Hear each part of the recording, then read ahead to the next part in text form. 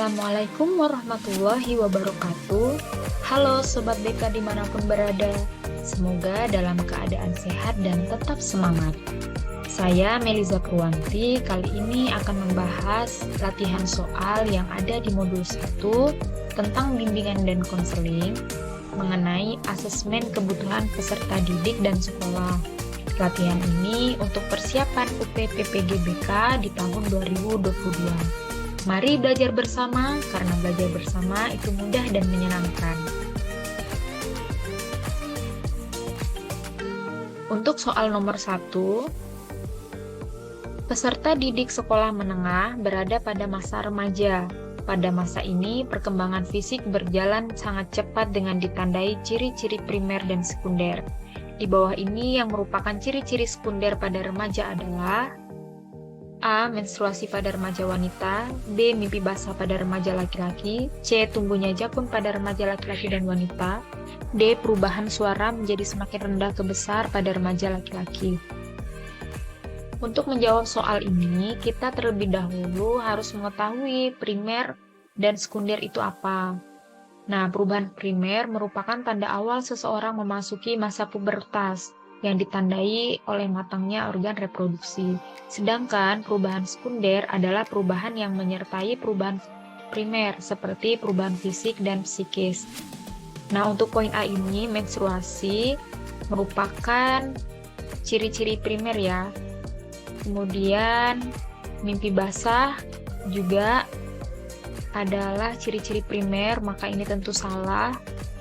Yang C ini tumbuhnya jakun pada remaja laki-laki dan wanita. Nah, ini mungkin jawaban yang mengecoh karena wanita ini tidak tumbuh jakun ya.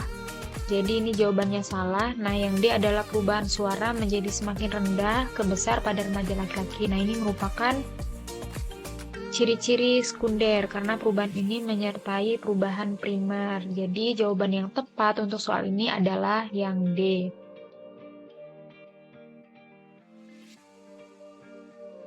Untuk soal nomor 2, Tina merupakan siswa kelas 10 di SMA Melati jurusan IPA. Sebenarnya, Tina lebih suka jurusan bahasa, karena nanti Tina ingin menjadi seorang translator profesional dengan kemampuan yang dimiliki. Tina masuk jurusan IPA karena mengikuti saran orang tua dan tidak ingin mengecewakan orang tua. Berdasarkan cerita tersebut, apa yang dialami oleh Tina? A. Identity achievement. B. Identity diffusion. C. Identity foreclosure. Yang D. Identity moratorium. Nah, di sini ada kata kuncinya, Tina lebih suka jurusan bahasa. Namun, Tina ini masuk IPA karena mengikuti saran orang tua. Di sini ada pertentangan antara passion dirinya dengan keinginan orang tua. Nah, kita lihat di poin A ini, identity achievement ini adalah dia sudah cukup bereksplorasi, sudah menggali berbagai potensi atau minat dan bakat, sudah memiliki passion dirinya. Kemudian area potensi diri ini sudah menjadi ciri khas atau kelebihannya. Nah, kemudian untuk yang poin B ini belum menemukan passion dirinya, identity diffusion. Kemudian yang C adalah identity foreclosure. Orang tua ini secara otoriter mengarahkan kemampuan pada remajanya sebelum mereka mencoba bereksplorasi. Kita lihat di D ini identity moratorium. Seseorang remaja sudah cukup mengeksplorasi potensi dirinya, tetapi belum ada komitmen untuk memilih potensi yang paling kuat. Nah, dari keempat tadi yang paling cocok adalah yang C. Jadi jawaban yang tepat adalah yang C. Identity foreclosure. Lanjut di soal nomor 3, menurut Kohlberg, tahap perkembangan moral pada usia remaja masuk pada tahap A. Prakonvensional, B. Konvensional, C. Konservasi, D. Pasca konvensional. Nah, untuk menjawab soal ini, perkembangan moral menurut Kohlberg ini ada 3. Prakonvensional, konvensional, dan pasca konvensional. Jadi untuk poin C ini sudah dipastikan salah karena tidak ada tahap konservasi. Nah, kita lihat di poin A, prakonvensional ini merupakan tingkatan terendah biasanya dimiliki oleh anak-anak. Kemudian konvensional ini tingkat menengah, dan pasca konvensional ini adalah tingkat tertinggi bahwa seseorang ini sudah memiliki prinsip moral yang sangat kuat. Maka remaja ini masuk pada tahap konvensional. Jawaban yang tepat adalah B. Untuk soal nomor 4, profil perkembangan agama peserta didik SMP di bawah ini yang paling tepat adalah A. Mengenali eksistensi sifat kemurahan dan keadilan Tuhan mulai dipertanyakan secara kritis dan spektis. Yang B. Mulai menemukan pegangan hidup yang definitif.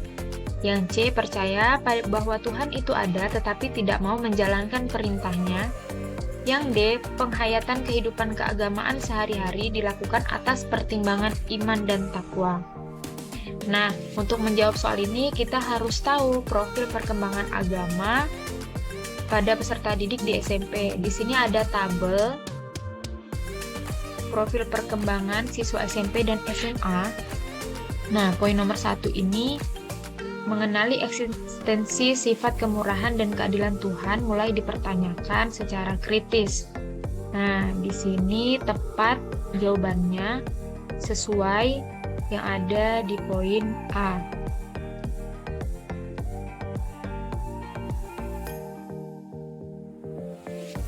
Soal yang kelima, Angga merupakan anak yang rajin belajar di kelasnya. Sejak SD sampai sekarang di SMA kelas 11, Angga selalu peringkat 3 besar. Banyak teman-teman yang belajar dengan dia. Bagi Angga, belajar merupakan pintu menguasai dunia. Berdasarkan cerita tersebut, maka Angga A. Mampu berpikir ilmiah, B. Mampu membuat kesimpulan ide-ide yang abstrak secara logis, C. Mampu melihat kenyataan dan berpikir kemungkinan-kemungkinan, D. Mampu memutuskan masa depan. Nah, di sini kita lihat kata kuncinya, bagi Angga belajar merupakan pintu menguasai dunia. Nah, ini Angga berarti membuat sebuah kesimpulan untuk dirinya, maka jawaban yang tepat adalah yang B. Mampu membuat kesimpulan ide-ide yang abstrak secara logis. Lanjut soal 6. Profil perkembangan intelektual SMA di bawah ini yang benar adalah A. Kecakapan dasar khusus bakat mulai menunjukkan kecenderungan lebih jelas. B. Kecakapan dasar umum, general intelligence, menjalani laju perkembangan yang terpesat. C. Sudah mampu mengoperasikan kaidah-kaidah logika formal. Yang D. Mampu membuat generalisasi yang lebih konklusi dan komprehensif. Nah, di sini kita juga harus mengetahui profil perkembangan intelektual yang ada di SMA. Nah, di sini ada tabel perkembangan intelektual SMP, siswa SMP, proses berpikirnya sudah mampu mengoperasikan kaidah logika formal. Cakapan dasar umum intelijensi menjalani laju perkembangan yang terpesat. Kecakapan dasar khusus bakat mulai menunjukkan kecenderungan yang lebih jelas. Maka yang A ini sudah kita pastikan salah.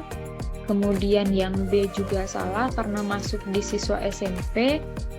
Nah, yang C juga sama, salah karena ini adalah siswa SMP. Kita lihat di profil perkembangan intelektual SMA, membuat kesepakatan generalisasi yang lebih konklusi dan komprehensif. Nah, ini masuk di poin D, maka jawaban yang tepat adalah D.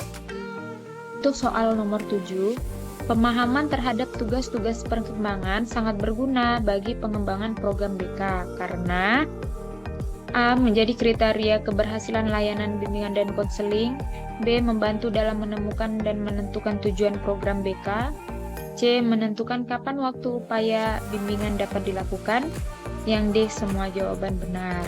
Nah, di sini adalah soal mengenai SKKPD. Ini berguna untuk pengembangan program BK karena yang kriteria keberhasilan ini sesuai, membantu dalam menemukan dan menentukan tujuan juga benar, kemudian menentukan kapan waktu upaya bimbingan, ya.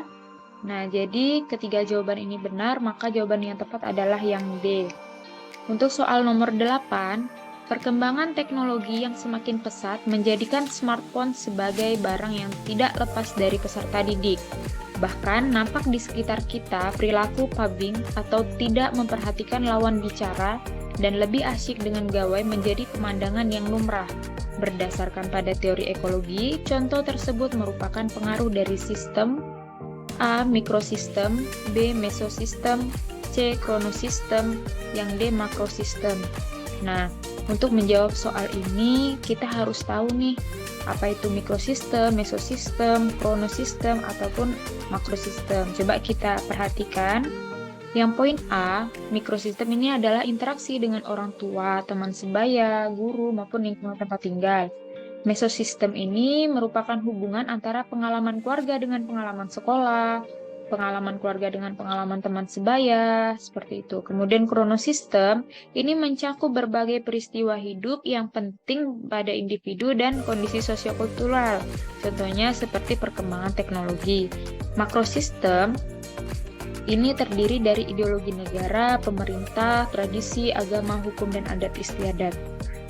Maka, untuk menjawab soal ini, kata kuncinya adalah perkembangan teknologi, maka jawaban yang tepat adalah yang C, kronosistem.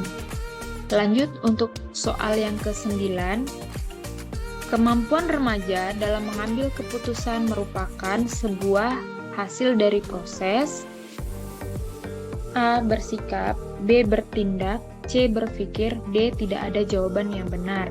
Nah, di sini kita harus melihat internalisasi dari tujuan bersikap itu apa, bertindak itu apa, berpikir apa. Nah, di sini tujuan pengenalan ini masuk kepada berpikir. Dia siswa SMP dan SMA ini masih mempelajari cara-cara pengambilan keputusan ya.